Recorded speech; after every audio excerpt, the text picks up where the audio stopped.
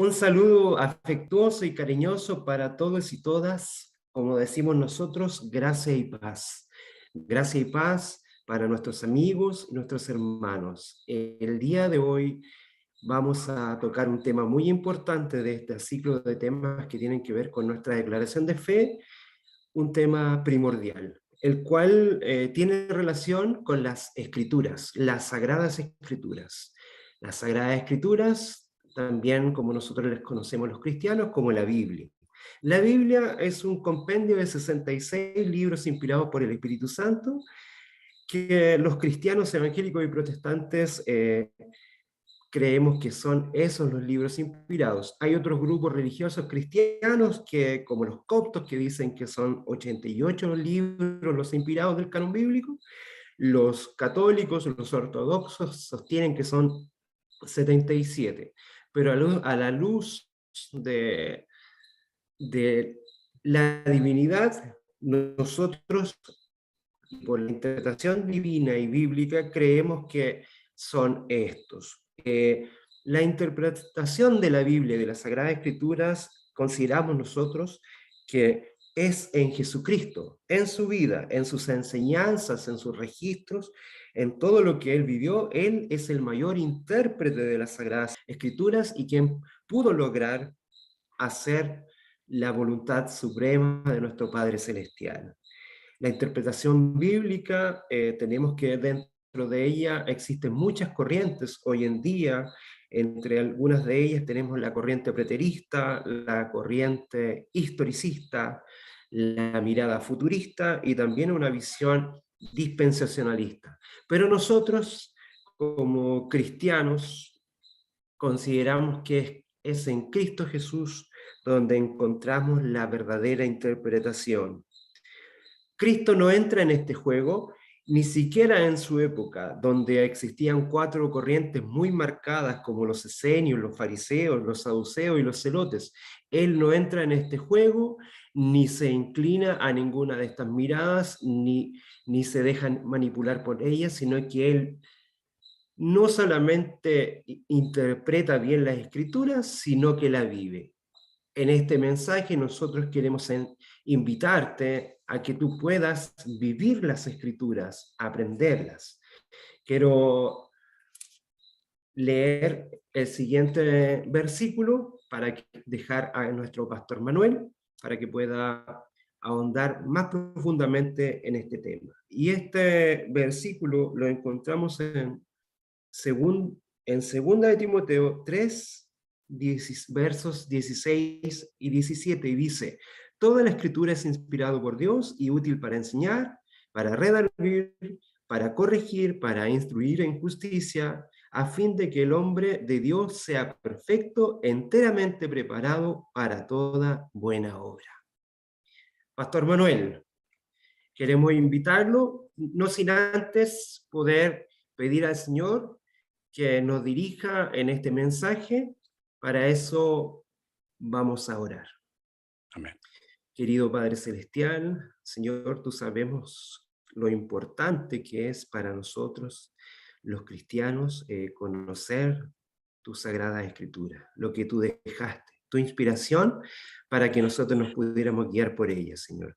Permite que a través de estos mensajes, de estos videos que nosotros estamos mostrando en lo que nosotros creemos, también pueda tocar los corazones y no solamente quede como un aprendizaje o un conocimiento de lo que nosotros creemos, sino que también permite, Señor, que aquellos que vean los videos puedan también unirse a nosotros en esta mirada, principalmente para ser hacedores de tu palabra y no solamente oidores. Todo esto lo queremos dejar, Señor, para que tú inspires nuestro corazón y el mensaje de hoy. Todo lo dejamos en tu mano, Señor. Amén. Amén. Agradecemos a todos aquellos que se están uniendo a nosotros en esta emisión vía internet para dar a conocer los principios o las creencias fundamentales de la Iglesia Bautista del Séptimo Día.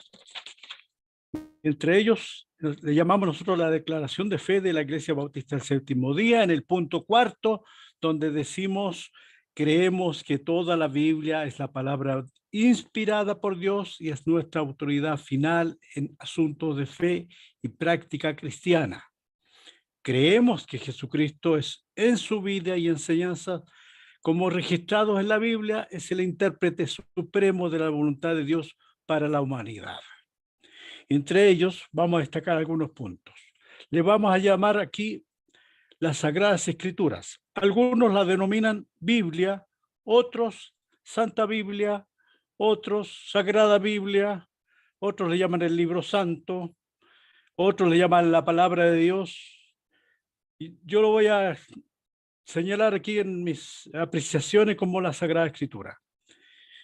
En los tiempos de Jesucristo llamaban al Antiguo Testamento o libro escrito en hebreo como no con solo nombre, sino que decía la Torá, que era la ley de Moisés, Génesis, Éxodo, Levítico, Números y Deuteronomio, los profetas, que eran de Isaías a Malaquías, y los salmos.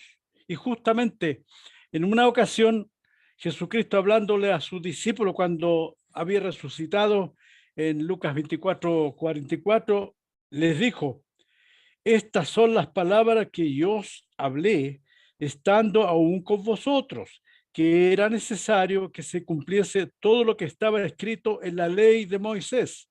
¿Qué es la ley de Moisés? La Torá. En los profetas, todos los profetas de Isaías a Malaquías, y en los salmos. La Biblia abre con la historia de la creación en el mundo, en Génesis 1:1, cuando dice: en el principio creó Dios los cielos y la tierra. Linda expresión. Es muy bueno, es muy positivo. Y termina en la escritura sagrada, en Apocalipsis 22:21, diciendo: la gracia del Señor Jesucristo sea con todos vosotros. Amén. Abre con una bendición de crear y termina con una bendición de estar para cuando el Señor venga. Las Sagradas Escrituras fueron escritas en un periodo de 1600 años, más o menos, comenzando con Moisés, que escribió 5 libros, que los que le dije antes, la ley de Moisés, que son Génesis, Éxodo, Levítico, Números y Deuteronomio. Juan, el que escribió el Apocalipsis, fue el último. También, qué coincidencia, también escribió 5 libros. Juan, Primera de Juan, Segunda de Juan, Tercera de Juan y Apocalipsis. 5 libros. Es una coincidencia muy extraordinaria. La Biblia, como se dijo en la introducción, está compuesta de 39 libros del Antiguo Testamento, Antiguo Pacto, y 27 libros en el Nuevo Testamento. El Antiguo Testamento está escrita de Génesis hasta Malaquías y el Nuevo Testamento desde Mateo hasta Apocalipsis o Revelación. En contexto podemos decir lo siguiente, que a través del todo, el Antiguo Testamento, desde el primer momento en que Adán escogió seguir su propio camino, hasta la última vez en la que los judíos reconstruyeron el templo, estaba la promesa que venía de Dios. Promesa que comenzaba con una frase que un día, Tácito, en el huerto del Edén, esta promesa fue hecha a la serpiente, es decir, se le dijo a la serpiente: un día te herirá en la cabeza y tú le herirás en el calcañar. Más tarde esta promesa fue hecha a Abraham: un día serán benditas en ti todas las naciones, o todas las familias de la tierra, dice otra versión, Génesis 2:3. Más tarde la promesa vino a través de los profetas, cuando el Señor dijo: un día el Señor mismo os dará señal, y aquí que la Virgen concebirá y dará a luz un hijo y llamará su nombre Emmanuel, Isaías 7:14. Promesas bíblicas que están ahí dentro de todo el contexto del Antiguo Testamento. Hay diversas versiones bíblicas. Por ejemplo, tenemos la Septuaginta, que fue escrita 250 años antes de Cristo. Esa fue escrita por 72 hombres que ellos hicieron de hebreos, de 6 hombres por tribu. 6 hombres por tribu da 72. Que es una traducción del Antiguo Testamento, del hebreo al griego, que era el lenguaje común en ese tiempo. Así que esto fue un gran evento. Jesús y sus discípulos probablemente utilizaron esa traducción, la Septuaginta. La Biblia también fue traducida en la Reforma por Martín Lutero para el alemán. Digamos, de otra manera, la Biblia fue traducida del latín para el alemán en Alemania. También hay la versión del oso, la Biblia del oso, en Inglaterra. La Biblia de Casiodoro de Reina, en 1569 en España, y revisada por Cipriano de Valera, 1602, que nosotros ahora en el lenguaje actual hicimos la versión Reina Valera. La verdad es que Casiodoro de Reina y Cipriano de Valera. Nosotros la llamamos Reina Valera. Con ediciones, esa Reina Valera es la que nosotros normalmente usamos. Hay ediciones 1862, 1909, 1960, 1995, edición 2000. La edición 2000 yo la recomiendo, está muy buena. También no nos debemos cerrar porque a veces algunos hermanos o congregaciones dicen, no, la 60 es la mejor. Pero yo les digo, todas tienen mejoría. La que está más al original, a los textos antiguos del griego, en la 1909, la Reina Valera, o sea, de Casiodoro de Reina y Cipriano de Valera. También hay la nueva versión internacional, NBI, la DHH, que significa nueva Dios habla hoy, que también es una versión bastante actual, y que los teólogos eruditos dicen que la Biblia textual 13 es una de las mejores, que interpreta con fidelidad todo lo que el Señor quiso decir o los escritos sagrados quisieron decir.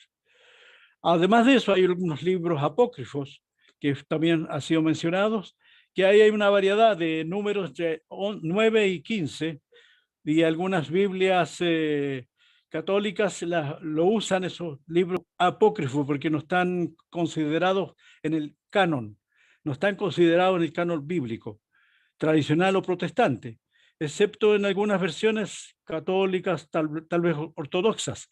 No en tanto podemos decir que no hay diferentes Biblias, sino diferentes versiones. A veces los hermanos dicen, no, es que la Biblia esta es católica, esta es evangélica. No, la Biblia es la misma, solo que la versión, la interpretación es muy buena. Hay una Biblia de Jerusalén, me acuerdo yo, que tiene muy buena versión, muy buena. Es una Biblia católica que tiene muy buena versión y muy buena interpretación, inclusive los 10 mandamientos. Sobre este tema puedo decir en el contexto que el Nuevo Testamento abre con la vida de Jesús y su genealogía. Él era Dios vestido de humanidad para poder darse a sí mismo por nuestras transgresiones. Los primeros 4 libros del Nuevo Testamento registran los eventos de la vida de Jesús y su ministerio. El 5.º libro de Hechos registra la organización de la iglesia primitiva. Las 21 cartas siguientes explican la fe y dan ánimos a los hermanos y a las iglesias. El último libro es profético, es la profecía de eventos para el tiempo del fin, conocido como escritos del Juan el Revelador, que era el apóstol más joven que había, pero que cuando él escribía estaba viejito, tenía unos casi 100 años. Eventos de los escritos del Nuevo Testamento. En el año 60 después de Cristo, Pablo escribió las primeras cartas. En el año 65 después de Cristo se escriben los evangelios, Mateo, Marcos, Lucas y los Hechos. En el año 85 después de Cristo se escribe el Evangelio de Juan. En el año 120 después de Cristo, ya habían muerto todos los apóstoles, las 13 cartas de Pablo fueron distribuidas, puestas y enviadas a todas las regiones y llamadas epístolas paulinas. Algunos textos bíblicos que nos ayudan a nosotros a entender bien la Escritura, por qué es un libro tan importante, es el siguiente. Segundo de Timoteo 3:16, ¿quién reveló la Escritura? Una pregunta que uno se hace siempre, que dice así: toda Escritura es inspirada por Dios y útil para enseñar, para reprender, para corregir, para instruir en justicia, a fin de que el siervo de Dios esté enteramente capacitado para toda buena obra. En Romanos 15:4, otro texto. ¿Por qué se escribieron estos textos, esta escritura? Porque las cosas que se escribieron antes para nuestra enseñanza se escribieron a fin de que por la paciencia y por la consolación de la escritura tengamos esperanza. En Juan 5:39, también un texto muy importante, ¿de quién da testimonio? Aquí leo lo original, lo que quiere decir la escritura. Ustedes estudian con diligencia las escrituras, porque piensan que en ellas haya la vida eterna. Y son ellas las que dan testimonio de mí, dijo el Señor. Le dijo ahí a ellos. En Jeremías 15:16 dice, al encontrarme con tus palabras, yo las devoraba. Ellas eran mi gozo y la alegría de mi corazón, porque yo llevo tu nombre, Señor, Dios Todopoderoso.